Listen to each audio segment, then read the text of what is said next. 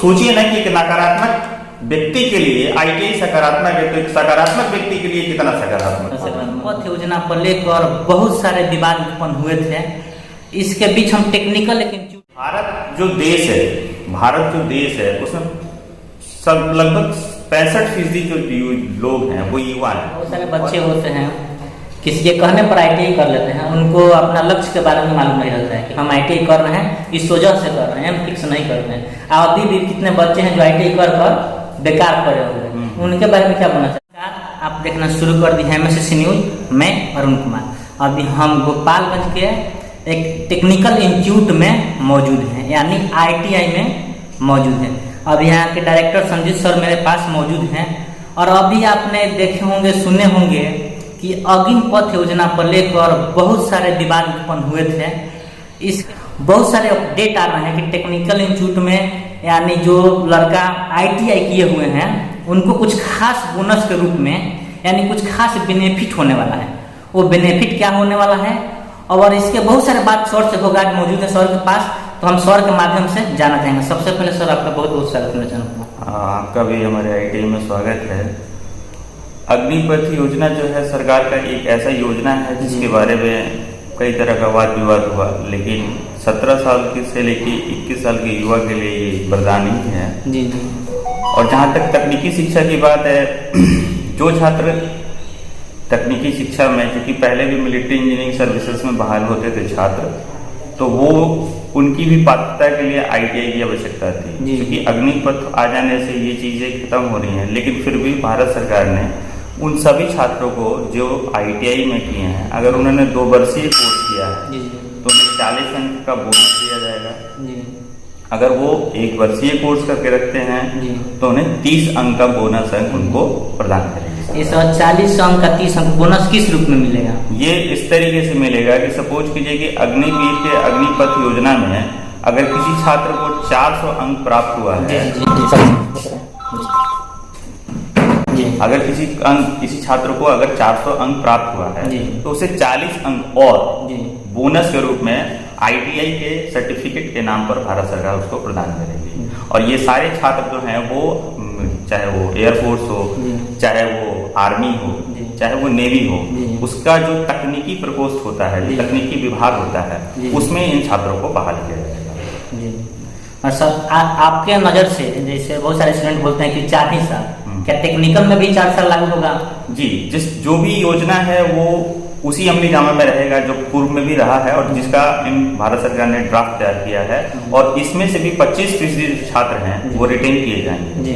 बाकी के जो छात्र बच जाएंगे, तो चूंकि देखिए कि 10वीं के बाद छात्रों के मन में कई तरह का सवाल रहता है कि हम क्या करें क्या नहीं करें, तो सरकार ने पहले ही ITI को 12 के समकक्ष कर दिया है।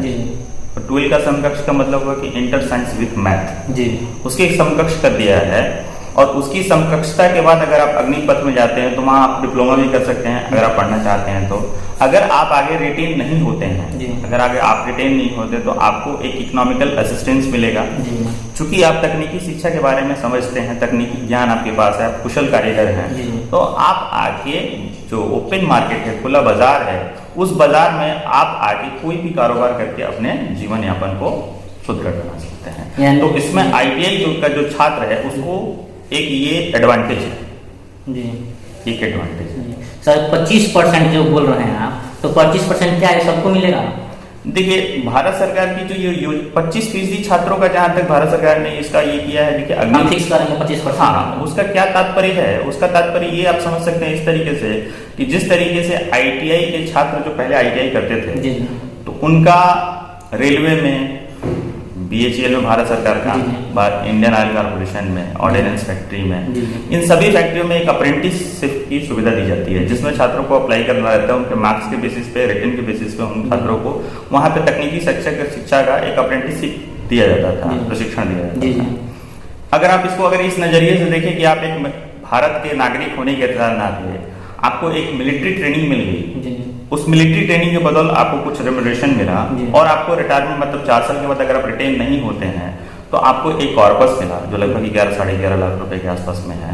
वो 11.5 लाख रुपए और आपके हाथ में हुनर है, तो मुझे नहीं लगता कि आपको किसी रोजगार की आवश्यकता है, आप खुद स्वरोजगार उत्पन्न करने के लायक हैं। और जब बाकी जो छात्र उसमें अच्छा करेंगे वो 60 साल की जो योजना है सरकार की उसमें भागीदार बनेंगे। बहुत लड़के के मन में यह प्रश्न उठ रहा है कि आखिर सेना का भर्ती चाहे और सब टेक्निकल जब ITI है, इसी में क्यों योजना को लेकर 425? देखिए, भारत जो देश है उसमें सब लगभग 65% जो लोग हैं वो युवा हैं, और हम शुरू से हम मानव सेवा यानी जो मैन पावर जिसको बोलते हैं, उस मैन पावर से हम विदेशों में जाते रहते हैं, वहां रोजगार उत्पन्न करते हैं। तो सरकार का ये योजना है कि क्यों नहीं इस मैन पावर को ही अपनी हम शक्ति बनाएं, और उस शक्ति को बनने के लिए आपको कुशल होना पड़ेगा, ट्रेन होना पड़ेगा। तो जब तक आप ट्रेन नहीं होंगे आप इस भारतीय अर्थव्यवस्था में अपनी भागीदारी सुनिश्चित नहीं कर पाएंगे। तो इसके लिए आपको कुशलता तो लेना ही पड़ेगा। जैसे कि सपोज कीजिए कि आज आप मेरे पास आए हैं, तो कहीं ना कहीं आप एक पत्रकारिता में कुशलता ले रहे हैं, तभी आप मेरे पास आए हैं। आपको ये पता है कि हमको वीडियो कैसे बनाना है, सारी चीजें। तो उसी तरीके से कोई भी इंसान आज की डेट में कहीं भी जाता है तो वो सोचता है कि जो उसके पास आदमी है, जो वो मैन पावर रख रहा है, वो ट्रेंड हो, उसको ट्रेनिंग नहीं देनी पड़ेगी। तो ये है सर। थोड़ा सा हम रूट चेंज करना चाहते हैं।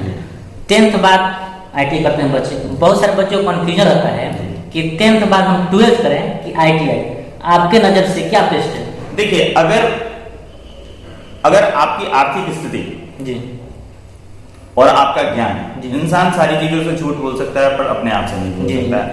आपको क्या आता है, आप कितनी जानकारी है, आपका नॉलेज किस लेवल पे है, हर छात्र जानता है, उसमें कहीं कोई दो मत नहीं है। अब सवाल उठता है कि अगर आप एक एवरेज स्टूडेंट हैं और आप एक एवरेज फैमिली से बिलोंग करते हैं, तो मेरी नजर में अगर आप 10th के बाद आपको ITI करना चाहिए।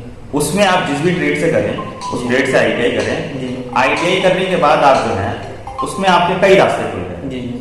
जैसे ही आप ITI करेंगे, ITI करने के बाद ITI के साथ ही हिंदी और अंग्रेजी की जो परीक्षा होती है, जिसमें आपको सरकार इंटर साइंस के इक्विवेलेंट मान लेती है, उसके बाद आप BA कर सकते हैं, BSc कर सकते हैं, BCom कर सकते हैं। यानी ITI आप करने के साथ साथ चाहे आगे प्राइवेट में जाएगा। हाँ, आप ITI कंप्लीट करेंगे तो आप ITI भी हो गया, तकनीकी शिक्षा भी आपको मिल गया, और सामान्य शिक्षा में आपको IISc भी मिल गया। अब आप यहाँ से चाहे तो BTech भी करें, डिप्लोमा भी कर सकते हैं, चाहे तो आप IA करें, ISc करें, BA करें, BSc करें, BCom करें, चाहे आप कहीं रोजगार करने चले जाएं। तो सरकार को ये स्कीम लाने के पीछे ये है कि लोगों का रुझान जो है वो तकनीकी शिक्षा की तरफ ज्यादा जाए, ना कि सामान्य शिक्षा की तरफ ज्यादा जाए। सर, आप टेक्निकल फील्ड से हैं, हो सकता है आप उसी ओर बढ़ावा दे रहे हैं। देखिए, बढ़ावा देने की बात नहीं है। अगर इसको सामान्य भाषा में अगर आप समझेंगे तो इस तरह से आप समझ सकते हैं कि अगर आपके घर में अगर एक बिजली खराब होती है तो मुझे नहीं लगता है कि आप बहुत ज्यादा परेशान होते हैं, क्योंकि आपको किसी न किसी तकनीकी आदमी, आपका घर में 10 लोग हैं या आप एक छोटे से चौल में रहते हैं जहाँ 10 घर है, उसमें एक लड़का है जो कि उसको जानता है, तो शायद हर घर की बिजली खराब होगी तो सबसे पहले आप उसको याद करिएगा, उसको याद करिएगा। तो आप अगर एक सामान्य भाषा से समझने की कोशिश करेंगे तो आपको समझ में आएगा कि तकनीकी शिक्षा की आवश्यकता क्यों है। हम स्किल्ड हैं, हम कोई भी काम करें। मैंने आपसे ये नहीं कहा कि आप ITI करें, नहीं, मैंने तकनीकी शिक्षा की बात करी। वो कंप्यूटर है, वो इलेक्ट्रिशियन है, वो फिटर है, वो एयर कंडीशन का काम है, वो राजमिस्त्री का काम है, जो भी है जिसमें आप कुशल हैं, जिसमें आपको कुशलता प्राप्त है, वो आप करें। अब आप उसके लिए BTech चुनिए, डिप्लोमा चुनिए, ITI चुनिए। तभी मैंने कहा कि अगर आप एवरेज फैमिली से बिलोंग करते हैं, जहां आपकी आर्थिक स्थिति 4 लाख फीस देने का नहीं है, आपकी आर्थिक स्थिति, आपका नॉलेज उस लेवल पे नहीं है कि आप उन चीजों, उन कैलकुलेशंस को सॉल्व कर पाए, तो आपके लिए बहुत ही अच्छी अपॉर्चुनिटी है कि आप आए और ITI करें। सर, बहुत सारे बच्चे होते हैं, किसी के कहने पर ITI कर लेते हैं, उनको अपना लक्ष्य के बारे में मालूम नहीं रहता है कि हम ITI कर रहे हैं, इस वजह से कर रहे हैं, हम फिक्स नहीं कर रहे हैं। अभी भी कितने बच्चे हैं जो ITI कर बेकार पड़े हुए हैं, उनके बारे में क्या बोलना चाहते हैं, क्यों पड़े हुए, ऐसा क्या? देखिए, सबसे बड़ी बात देखिए, युवाओं में जागरूकता की बहुत बड़ी कमी है। युवाओं में जागरूकता का अभाव इस वजह से है कि युवा अगर कहीं 2 दोस्त 3 दोस्त हैं और उनको ITI करना है, तो उसमें से अगर किसी एक दोस्त ने नामांकन ले लिया है तो दूसरा दोस्त या तीसरा दोस्त जाके नामांकन लेता है। अब सवाल उठता है कि नामांकन तो वो ले लेता है, बट उसकी लक्ष्य उसका सिद्ध नहीं रहता है। कहीं अपने अगल बगल गांव नगर में वो किसी व्यक्ति से मिलता है और वो कुछ और राय दे देता है, क्योंकि उसकी मानसिकता से वो जाके किया नहीं, अपनी मानसिकता नहीं है ना, उसके पीछे उसका कोई रिसर्च है कि मुझे ITI ही क्यों करना चाहिए, तो वो फिर भटक जाता है, फिर वो भटकाव की स्थिति में आता है। तो यहाँ युवाओं के साथ सबसे बड़ी समस्या है कि उनको कोई सही राह दिखाने वाला नहीं कि आपको क्या करना चाहिए, कैसे करना चाहिए, क्यों करना चाहिए। जब ये सारी स्थिति वो समझ पाते हैं, तब तक बहुत देर हो चुका जी। है। इसलिए युवाओं से अपील है कि आप कुछ भी करें, जी सवाल ये नहीं है कि आप क्या कर रहे हैं, आप कुछ भी जी। करें, बट आप जब करें तो आप आत्मविश्वास से लवरेज होंगे, जी तभी आप जीवन में कामयाब हो पाएंगे। अगर आपके अंदर आत्मविश्वास की कमी है, अपने आप पर विश्वास नहीं है, अपने कोर्स के ऊपर विश्वास नहीं है, आप जीवन में कभी तरक्की नहीं कर पाएंगे। जी सर, आखिरी सवाल एक और है। बहुत सारे पेरेंट्स भी होते हैं कि बोलते हैं कि बच्चा मेरा उस लायक नहीं है, उस लायक नहीं है तो इसे ITI करा दो, थोड़ा उसका नजरिया थोड़ा अधिक टाइप का रहता है, या क्या कारण, रीजन क्या सर? देखिए, उनका नजरिया जो है कि उनको ऐसा फील होता है कि वो इस तरह से कहते हैं कि मतलब ये बहुत तेज नहीं है, बहुत सारी चीजों को समझ नहीं पाता है, तो क्यों नहीं इसको एक तकनीकी शिक्षा में डाल देता कि इसको कभी भी रोजगार के लिए किसी के ऊपर आधारित नहीं होना पड़ेगा। देखिए, हर लाइन की, हर भाषा की, हम जो आपस में बात कर रहे हैं, आप मुझसे कोई सवाल पूछ रहे हो, मैं उसका जवाब दे रहा हूँ, कोई अगर तीसरा व्यक्ति अगर इसकी समीक्षा करेगा तो वो भी हो सकता है कि इसको एक नकारात्मक लहजा दे सकता है, लेकिन अगर हम सकारात्मकता की तरफ जाएंगे तो हमें उसमें सकारात्मकता दिखेगी।